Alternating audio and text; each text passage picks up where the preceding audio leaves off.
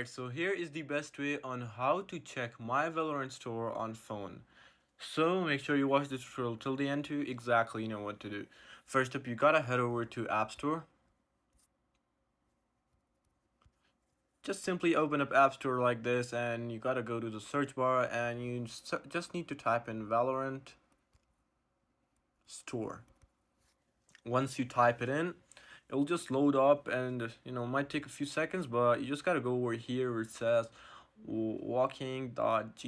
It's a Valorant tracker, so you just gotta download it and open it up like this. And right over here you gotta sign in with your Riot ID or search or even register your player ID. Once you do that, you can just simply head over to the store on the corner right over here, as you can see. Yeah, you just gotta register the store. If you sign in with your Riot ID, you just gotta press on store and you're good to go. So yeah, this is it on how to check my Valorant store on phones. I hope this tutorial actually helped you out. I'll see you soon.